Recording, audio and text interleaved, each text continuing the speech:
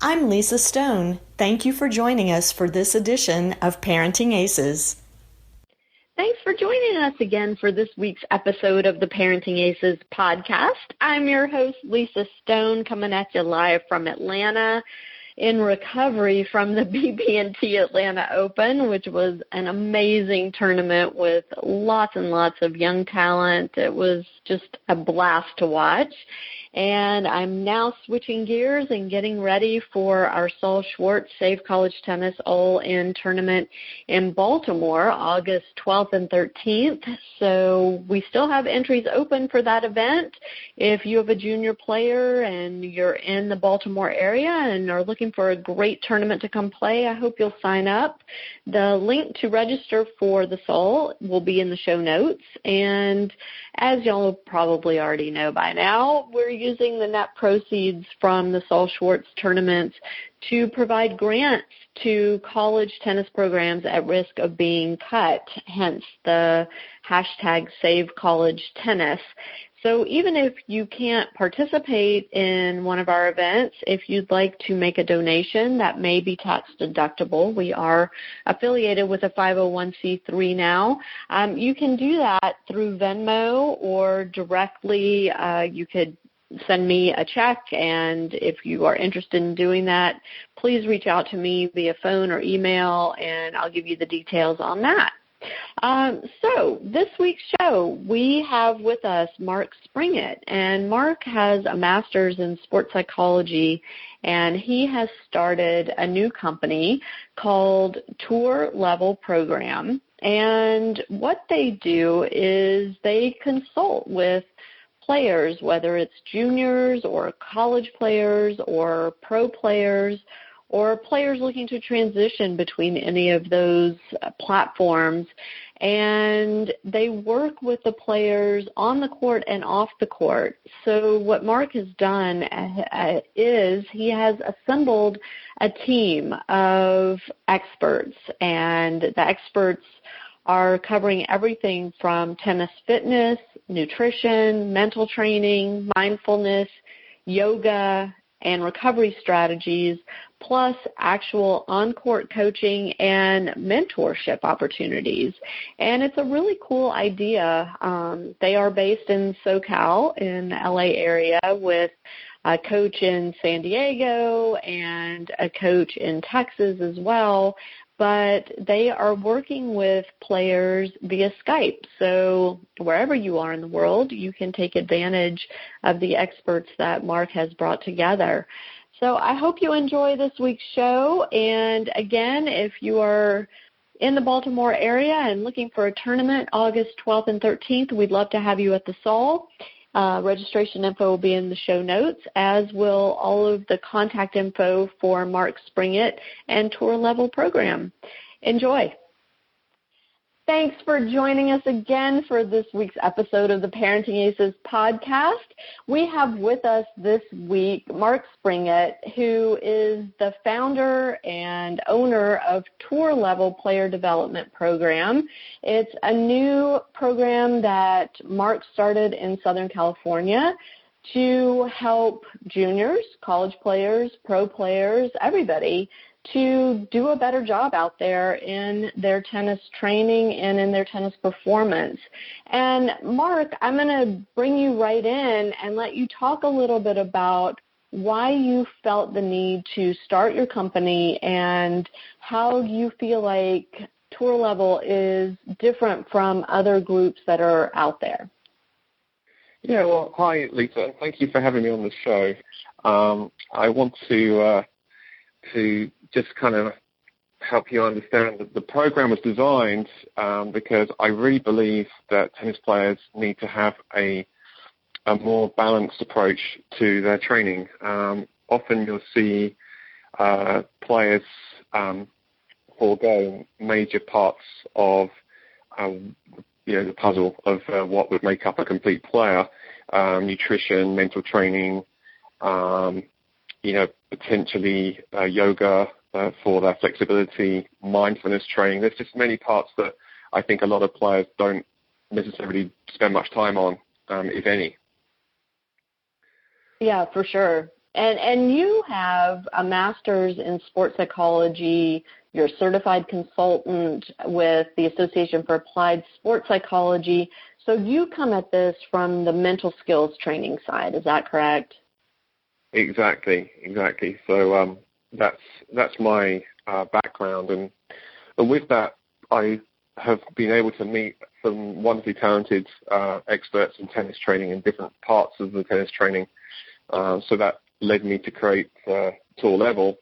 We have some remarkable people on the team that can help both with the off-court training, and we also have some on-court training opportunities currently in LA, in San Diego, and in McKinney, Texas. But that will be growing, and we are planning on having a high-performance coach in every state in the U.S. Over the next year or so.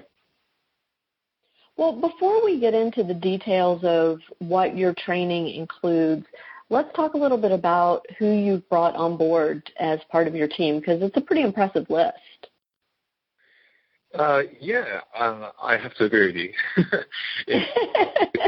We have, for tennis fitness, we have Nathan and Giselle Martin. They are based out in Sydney, Australia. They do provide online consultations, and actually, they've worked with Leighton Hewitt, Martina Navratilova, Sam Stosur, the list is endless, who they've worked with, and they bring a lot of experience in tennis fitness to the program. We've got Jeff Rothschild as our sports dietitian. I know Jeff has been on your show a few times. I think he's worked with Mike Bryan, and he works with a lot of promising tennis players.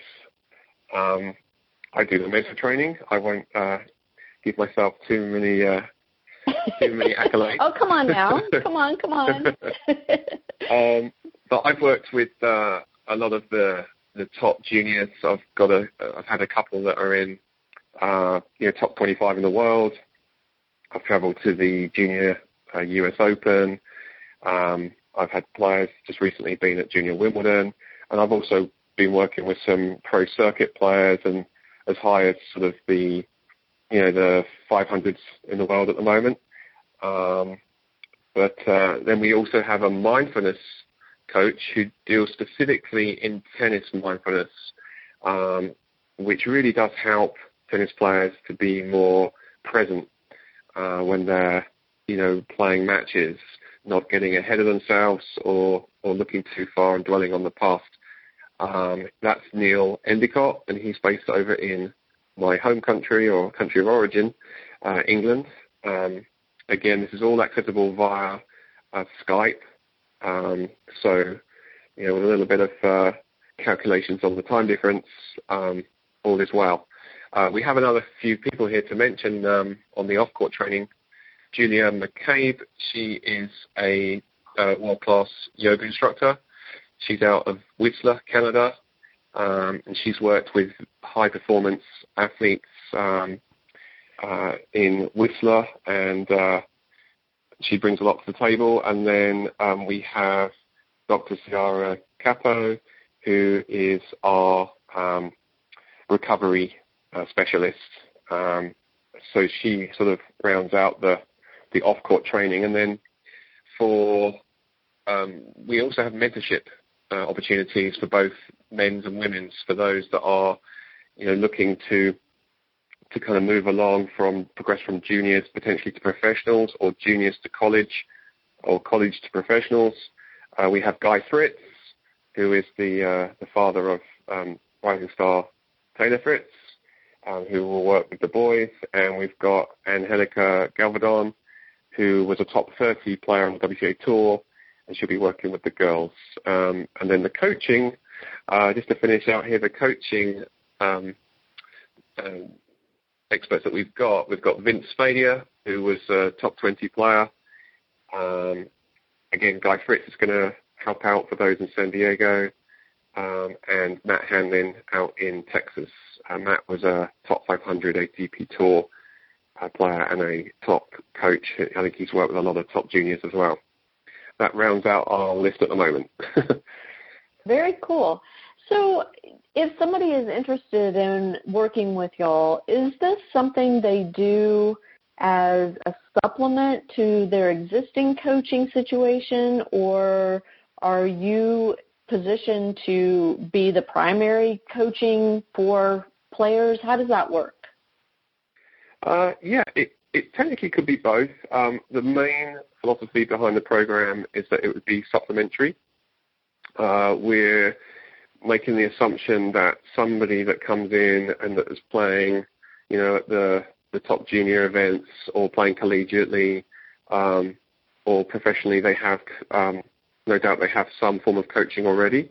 But for those that want to really, fully use the program, it would be self-sufficient. As I mentioned, the actual on-court coaching, right now we have coaches in Los Angeles, San Diego, and in McKinney, Texas. So somebody that was located in those three places, then obviously they could do the whole thing, or someone that's willing to travel. Otherwise, we'd be assuming at this stage that you would have your own coach as well, and that this would be supplementary. Got it. And so let's start off with, let's say, a junior player who is trying to get to that next level, and they want to work with you guys with tour level. How would it look? Like, they would reach out to you, obviously, and is there some sort of initial assessment, or how do you determine what they need and which of your team they need to be working with? Yeah, I would recommend they give me a call or shoot me an email first to get in touch. The number is on our website, but it's 310-923-1856, info@tourlevelprogram.com. And then from there, I would work out what their current setup is and discuss with them, introduce to them the options that they have, and then I would introduce them to the specific expert that they have interest in working with. And then once they've had an introductory talk with them, they would then decide on which options they want to take with them. And I would set them off with a quick contract, and then they would be ready to get going. So it's a pretty straightforward process, but it's important that they do get to reach out to not only to me, but also to those that they're thinking about working with. Got it. And, one of the things that jumps out at me that's so interesting about what you've included in your offerings is the recovery strategies. And I think that's a piece that often gets overlooked, especially for juniors and even for college players. And it's such a crucial piece of the puzzle to stay injury-free and all of that. So I thought that was, when I first visited your website, that was kind of the first thing that jumped out to me as, wow, that's unique, to really focus on teaching specific recovery strategies to these athletes. I mean, if you think about the tour players, the top ones, they have a physio that travels on the team, because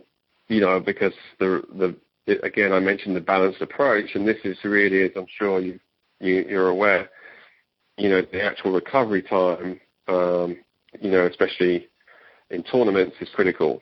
So somebody that's just as an example, someone that's taking an ice bath, which anyone can do. You don't have to have a video there for that. But someone that's doing that against those lengths, they may well be just that little bit fresher going out there for the next match. I think, it makes sense to do it and to be very savvy on how to get the most out of your recovery and treat it almost as, as part, of the ongoing process of playing in tournaments and matches. Right.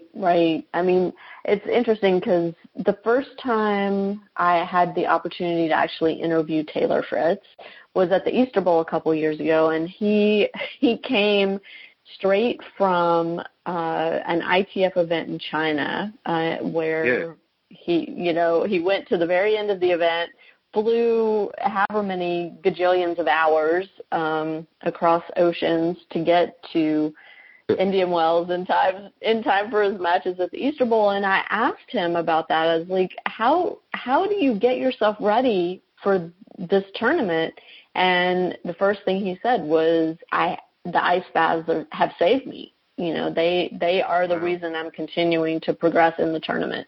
And at that time, it struck me as so interesting because he was really the first junior player that I had the chance to talk with who specified that was something he did on a regular basis. Most of the kids, you see them come off the court and they get something to eat and something to drink and hang out with their buddies and get on their phones, and that's recovery for them. Yeah. Well, that's why Taylor, is Taylor, and he went on to do what he's done.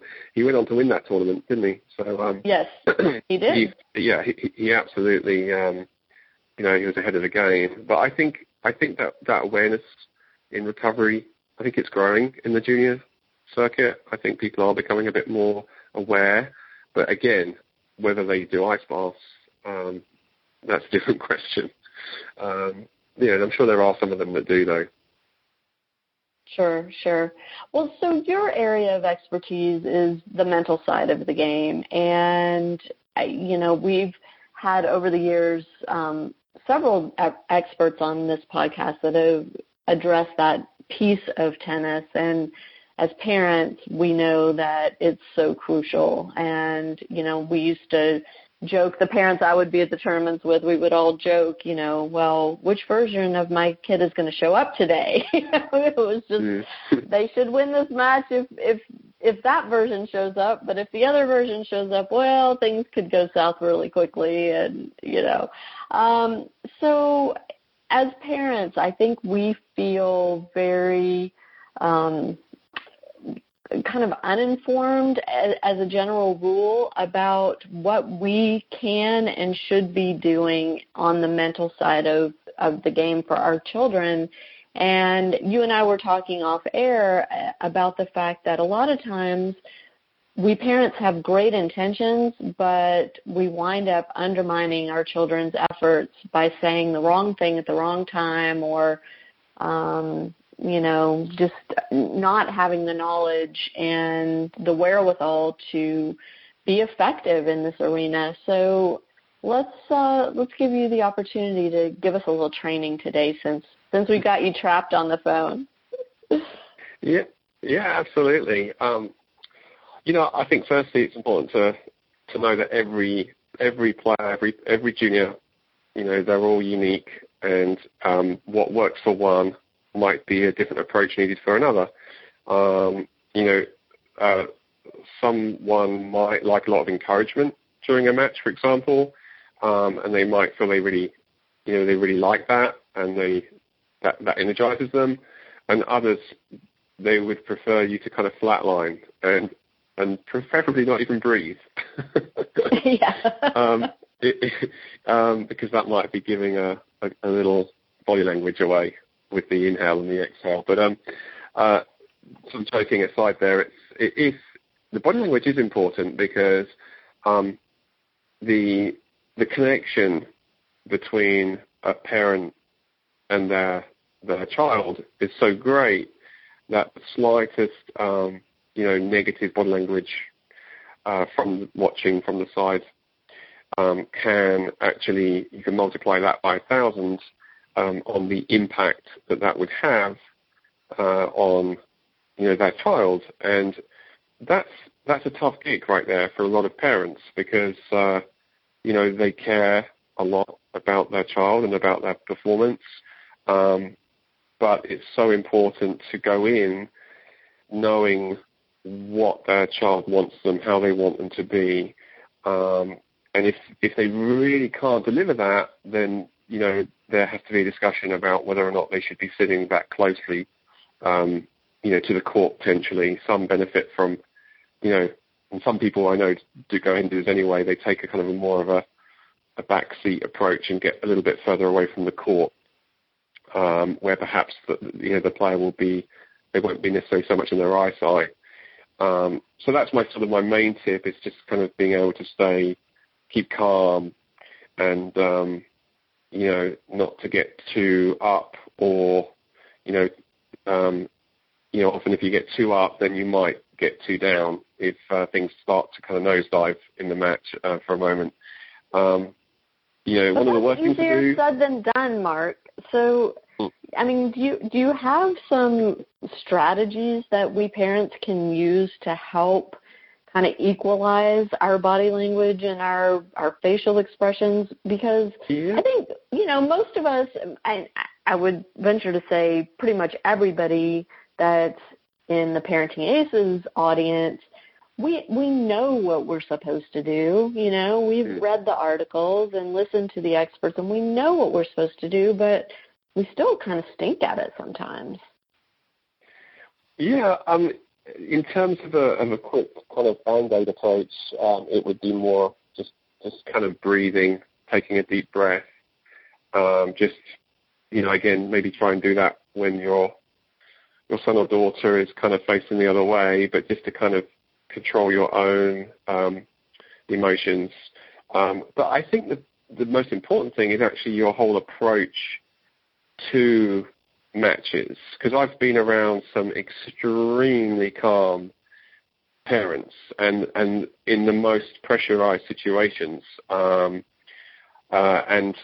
it actually is incredible how they can be. But I think if you look at it more in terms of development and process of seeing, knowing that your child is a work in progress and that this is an evolution that they're going through, and a development, rather than if somebody, for example, is living and dying by the result and gets really into the match, the actual match, outcome. I think it's the same. I teach the same thing to the players. It's more, if you can focus more on the process, you're less likely to get emotionally worked up, during a match, if you're much more sort of task focused, if that makes sense. Sure, and I write a lot about process over results, and that this is a journey and all of that. But as we know, the reality, at least in the United States with our junior tennis system, is the results do matter. If you don't win, you don't move to the next round, you don't get the ranking points, you don't qualify for the next level of event, and, things can either come to a standstill or even backslide pretty quickly. So it's a tough kind of negotiation that has to happen, right? It is. And the thing is, less is more. If you go in with that mindset that you just mentioned, then, I had a parent that actually said to their child before every match counts. And they were saying it because of the fact of what you mentioned, that they felt that if they said that, then that would get the most out of their child, to really give it their best. But, of course, what it did is that it put a ton of pressure on their child, and with that done, it obviously then paralyzed the child to perform. They were really tight. So I say less is more because, of course, it's great to keep moving forward in tournaments, and it doesn't hurt for rankings and participation in the next tournament. But ultimately, if you go in with that approach, it doesn't get you anywhere. So really, you have to go in kind of with your blinkers on and just really focus in on your process. So if you watch, it's the same with the top players in the world. You watch someone like Nadal, when he's getting ready for a match, well, you couldn't tell whether it was the first round or the final of the slam. He has the same intensity. He goes out, he has the same routines, pre-match routine. He does the same thing, more than anybody, of course, but he does the same thing in between points, on changeovers. And he knows, and same with the cool down, with the recovery. He knows that's how, and just focuses on one match at a time. And that's because he knows that's how he's going to get the most out of his performances. So less is more, because if you focus too much on the outcome, you won't get the desired outcome. Right. It's funny. So the BB&T Atlanta Open just finished here in Atlanta yesterday, and the singles final was John Isner, who played for University of Georgia, versus Ryan Harrison, who bypassed college and went directly to the pros at age 16.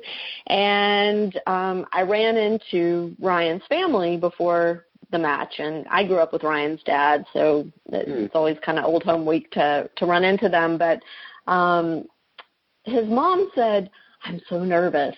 And I said, "Really? Like, you still get nervous when he plays?" I mean, she's been watching this young man play professionally for 9 years, but then, play at the highest level in the juniors for however many 10, 11 years prior to that. So, I mean, she's been around this stuff for a very long time, and I thought it was so interesting to hear her say that she still gets nervous. Yeah, I mean, it is, no doubt. People say it's harder to watch than it is to play in terms of the nerves, because you don't have any control over the performance, or very little. So, yeah, I mean, it's really, it can be challenging, but it's about, I really think it's about the approach going into any tournament. Once you get to a tournament, I mean, you can get caught up especially on tour. I mean, you can get caught up with the big show, but to be able to kind of just focus more on that performance, more than getting too caught up with the what's at stake, as it were, and thinking about the potential championship. That's sort of really as best as I can kind of say it, really. Yeah. Well, so let me ask you this: when you're working with a player, a junior player, for example, does it come up in your work with them about how they should communicate with their parents about what they want and need when they're on the court, even during training, not necessarily just during tournament play? Is that part of what you work on with them, is communicating those needs and helping them to understand? Absolutely. If there are challenges at that level, then there's two ways to work through that and to find a solution. The first one is for me to role play with the player, and they will work out with me how what to say and how best to communicate that with their parents. The second option is for me to actually do a session with both the parents and the player. And actually, there is a third option, which is I just simply talk with the parents. And sometimes I've done sessions just myself with the parents to help educate them more on some of the things that we've already touched on. And that can include the communication during, like you mentioned, not just in matches, but also in training. Some parents are more involved with the training. At this point, I'm just mentioning in cases where they're not the coach themselves. I mean, then if they're the coach, that's a whole different ballgame. if the parent is also the coach. Oh yeah, absolutely. I mean, we it's then a question of making sure that there are boundaries in terms of really knowing when the coaching cap is on, as it were, or coaching hat, and when the parent hat is on. And that's the biggest challenge for, parent coaches, and knowing when to kind of switch off the conversation of, tennis or of what happened in training or in the match. And that is a challenge for parents, for the coaches, but obviously there's been a lot of examples of success where they've gone all the way. And, so it's possible, it can be done, but it's a fine line between a successful model and one that just puts too much of a strain on the parent-child relationship. Mhm.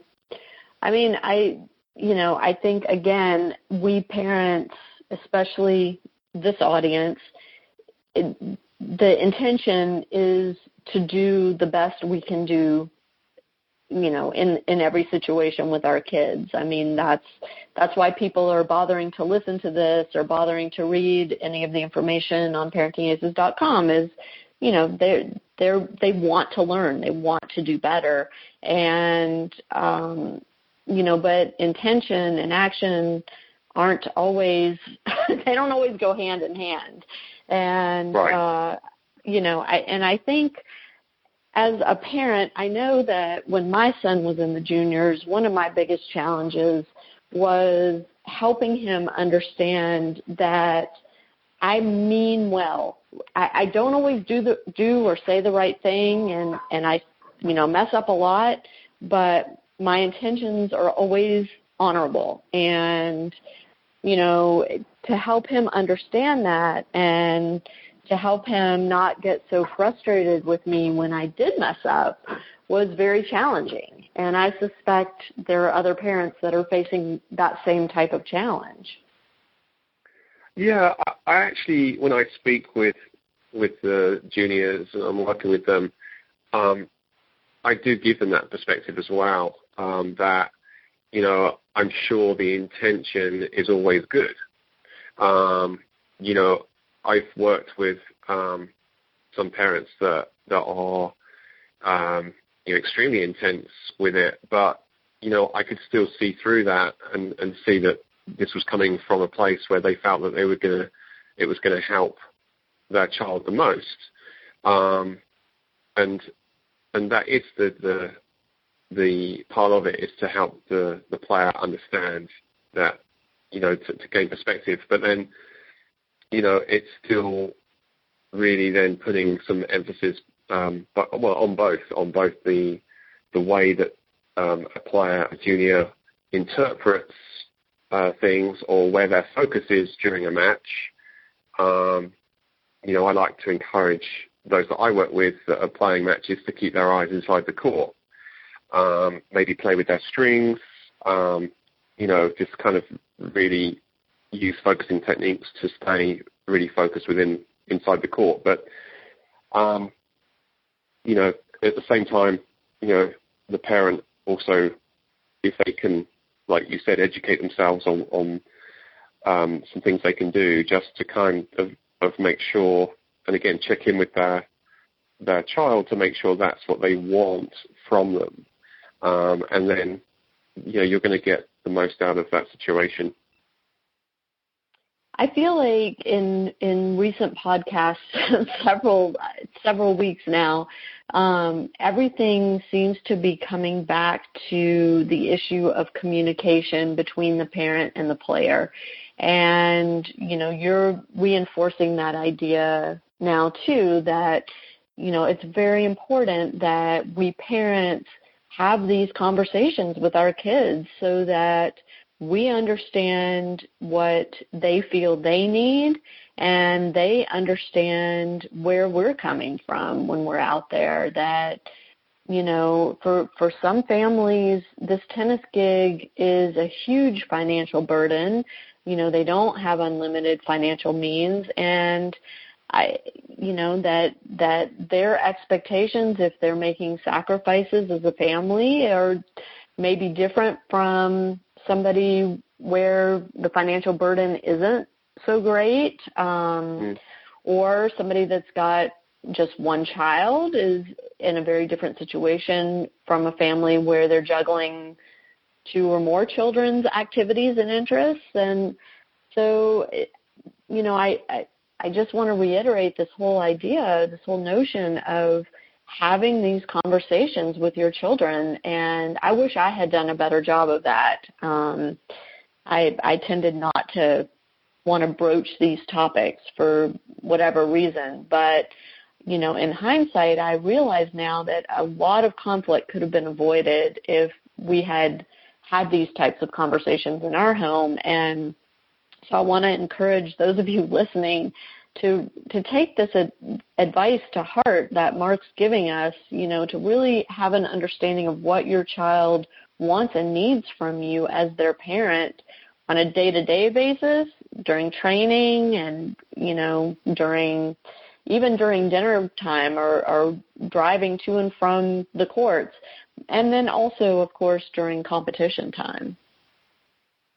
Absolutely. If I can add to that, I think having a proactive approach is the ideal way. So to actually, have that conversation before a tournament, during maybe a training block or in the training week leading up, rather than trying to solve it right in the middle of the tournament, obviously.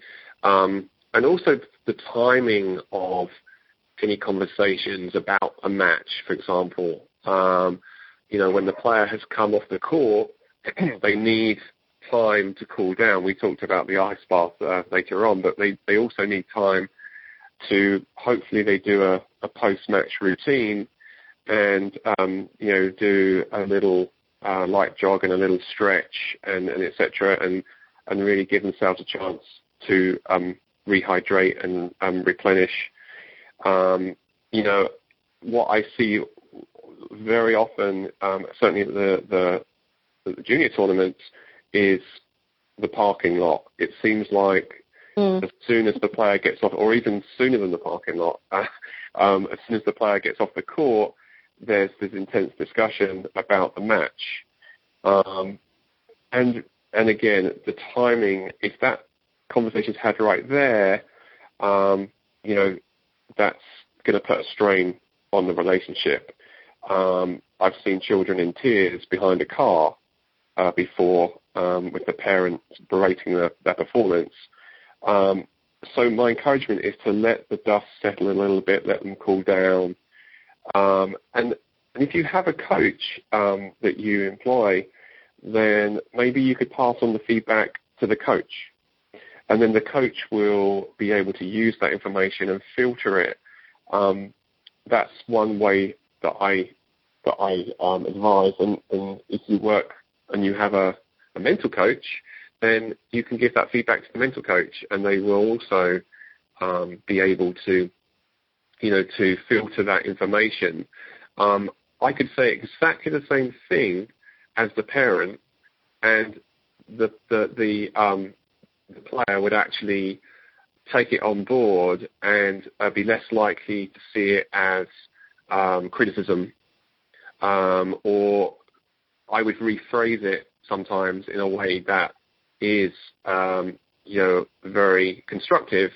And I think that when it's just straight after the match, sometimes obviously the emotions are up for everybody, and things aren't always delivered and communicated in, the most tactful way. And that's natural when you think about it. If it's sort of the heat of the moment, that's sort of some basic tips again on kind of how to maybe go about, using what you see in the match, but without actually,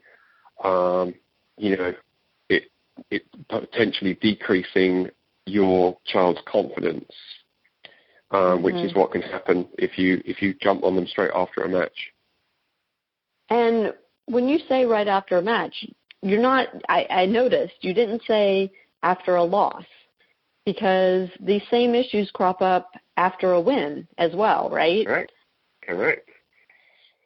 If you're performance-oriented, yes, exactly. If you're outcome-oriented, then you'll be more likely to brush those things, sweep them under the carpet and say, well done, great job, you won. And that's why people say that you can learn more in defeat than you can in victory for those that do that. But the professionals and those that really know, they reflect on matches just the same. They ask two key questions, which is, what did you do well? And is there anything you'd want to do differently? They're the two questions that I always use when I reflect with my tennis players that I work with, during a session after a tournament. Nothing negative about that. I never say, what did you do wrong? Right. Exactly. Yeah, interesting.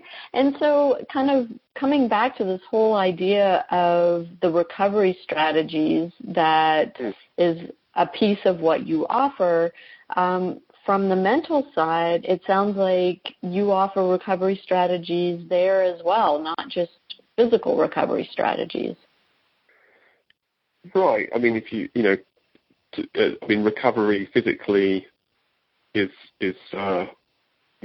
much more obviously about the body mending and healing, but there is a mental recovery to matches, and the way that you interpret matches can have a tremendous impact on confidence and self-esteem. So it's really an important part of it is the post-match and knowing the right way to go about that process.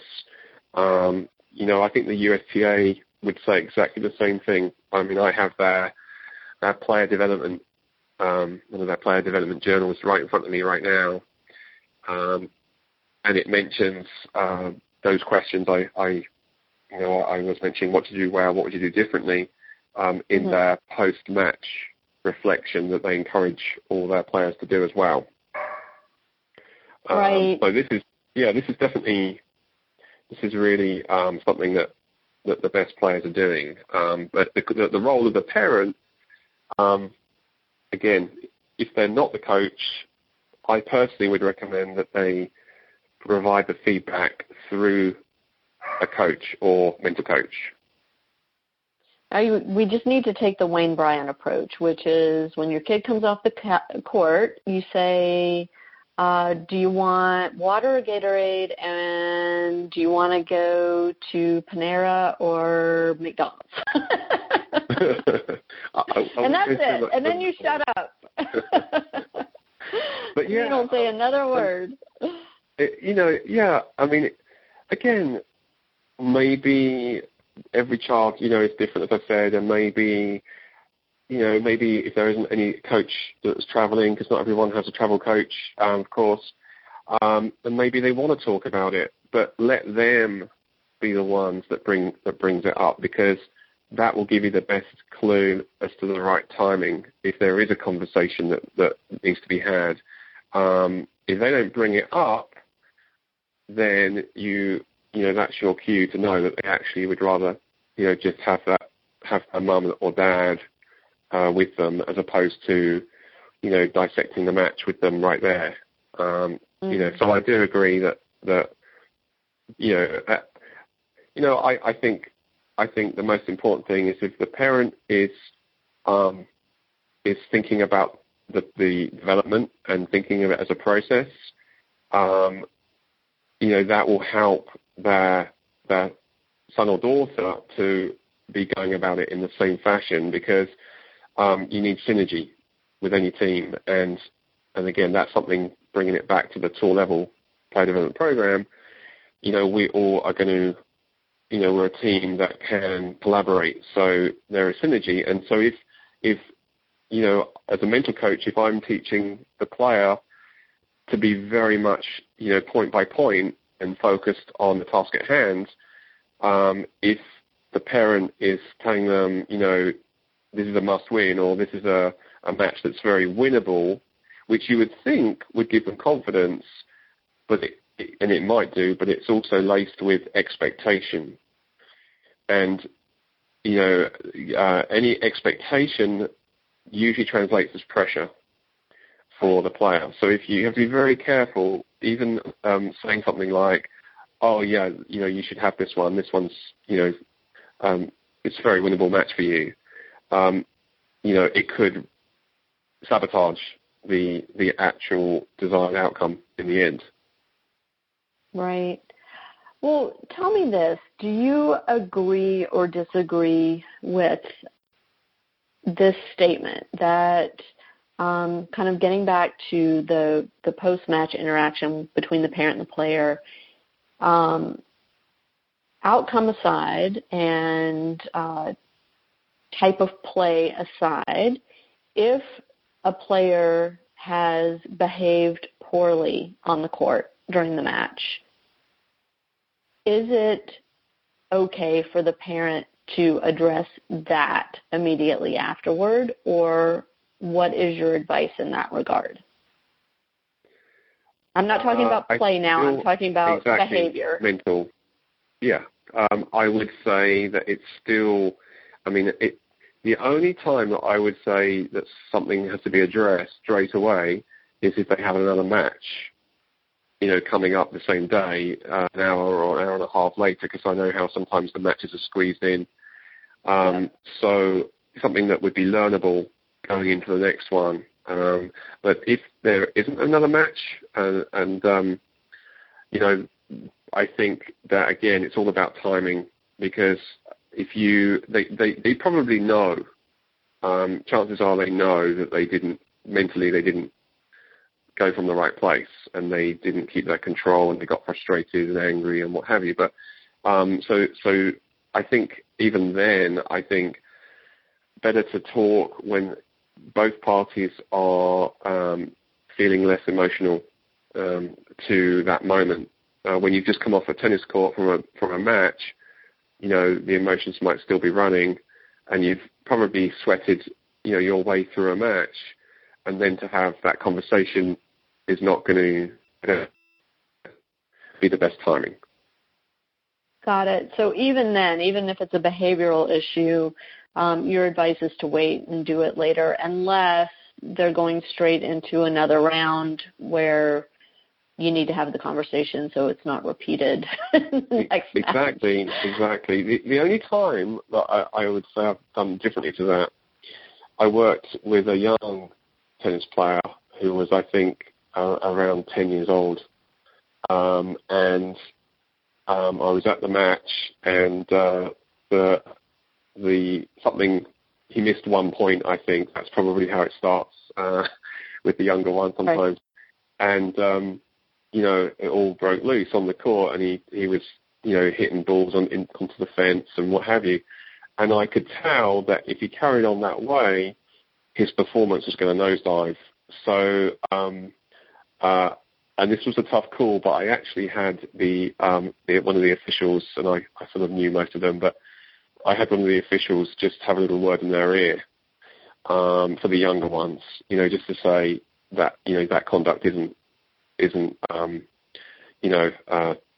welcome and shouldn't be had on the tennis court. And actually, that helped the player calm down. So that's the only time that I would. Yeah, that's the only time. I've not usually employed that tactic, but it's the only time that I've actually done anything either during or, unless they're on the, the split. Oh, we lost you for a second there, Mark. Sorry. We lost you there for a second. So you said the only time that you would do it unless it's a split sets situation where they get that 3-minute or 10-minute time to speak with coaches, and I've given coaching at that time, and if emotions are a part of it, I might, as the mental coach, remind them of some techniques they can use to help them keep calm and keep cool. And again, it just depends. If you've not got access to that mental coach at that time, and it's that in the split sets, you could potentially, if a coach isn't there, you're the only one there, you could say, something like, let's keep breathing and keep positive, or something like that. But it's dangerous because, again, that is translated potentially as mum or dad are on me. Right. And then it could create some more tension. So it's a very, it is a delicate thing to do during the match. And again, in an ideal world, there is a coach there, and then you just give the feedback to the coach. But if they're not there, then, it really is case by case as to how you think. Because if you had a child that's able to kind of take that as a positive, helpful tip, that's one thing. But if they have had a history of feeling or reacting that whatever you say is kind of on them and if you think it's going to upset them, then I wouldn't say it at that point, gotcha. Really. And it's all a process. So regardless of what happens in the match, it's a process and it's a learnable moment. So again, if you're so keen to kind of resolve it right there in that match, that tells me that this is more about that tournament or that match than the whole development. Because I would almost, that they say sometimes making the mistake is when you learn the most. And maybe, if they do implode on the court, that's the best debrief that you could get. Oh, I lost you again. So sorry. If they do implode on the court? Yes, sorry. If they do implode on the court, maybe that is the best teachable moment for afterwards to really look at, so this is what you did in this match, and you can see that this isn't the way. This is not helping you. Mm-hmm. So I think that having that approach is more of a developmental approach than somebody that was trying, to solve it all right there on the spot. Got it. Well, that makes a lot of sense. It feeds right into that whole idea of being process-oriented instead of outcome-oriented, and it's not just about the strokes and the movement and the fitness, but it's also about the mental side, and it's also about the parents and our process through all of this. Yeah, I always try to impart the importance of having a balanced approach, as I mentioned at the start of the podcast, which is why I created Tour Level, because there is a real balance to the training program, and I think the mental training, and as you said, the parent education, which can be gained through both myself and also through the mentors, and Guy Fritz and Angelica Galvadon, to understand their role. So I think there are certainly opportunities for parents who are seeking education, within our program. And whether they would choose to work with Tour Level or somewhere else, I would really encourage to get that right advice, because it could be priceless to the development of their child, which is ultimately what I'm sure every parent wants.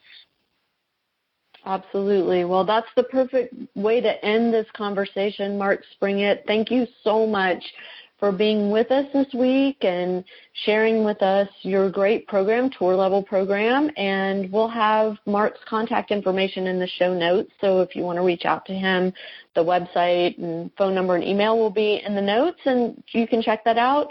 And Mark, I just appreciate so much you taking the time to talk with us this week. Well, thank you very much, Lisa, for having me. And we also have a big social media campaign as well. So you can find us on Instagram, Twitter, Facebook, which I'm sure you'll put in your notes for everybody. Absolutely, will do.